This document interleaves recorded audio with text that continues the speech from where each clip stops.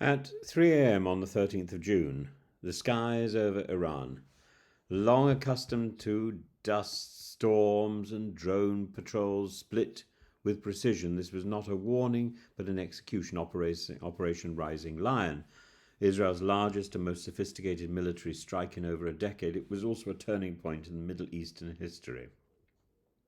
And just as the dust began to settle over Natanz, Isfahan, and Fordow, President Donald Trump has added his own unique inflammatory note. We know exactly where the supreme leader is hiding. He is an easy target, but we're not going to take him out, at least not for now. A line that veered uncomfortably close to an assassination threat. So here the facts. Israeli Air Force deployed over 200 aircraft in a coordinated 5-wave strike across Iran. The targets were not symbolic, they were subterranean. Natanz, Isfahan, and Fordow, the core of Iran's nuclear program, were hit with bunker-busting munitions, precision-guided bombs, and electromagnetic pulse weapons designed not merely to destroy but to paralyze.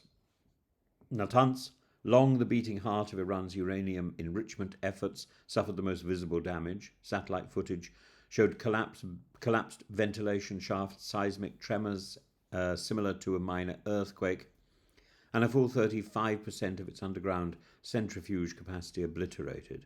The IR-6 centrifuges, vital to Iran's weapons-grade enrichment, were stilled.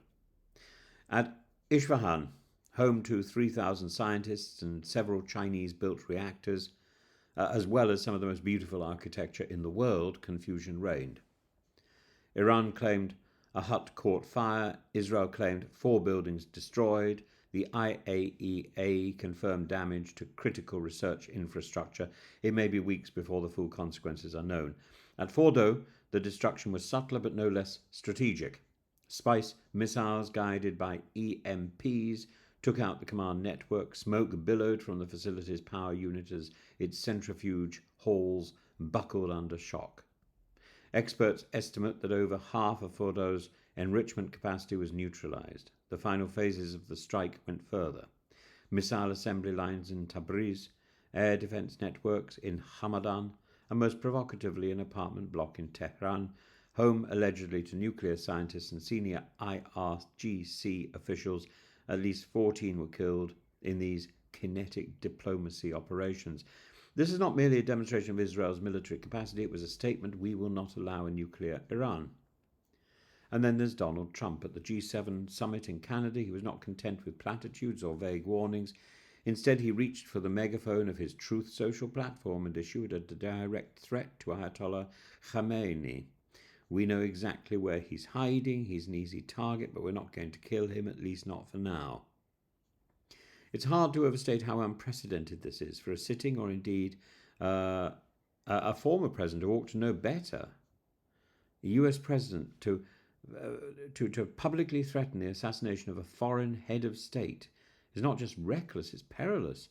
And he followed it with the command unconditional surrender. In response, Tehran trembled.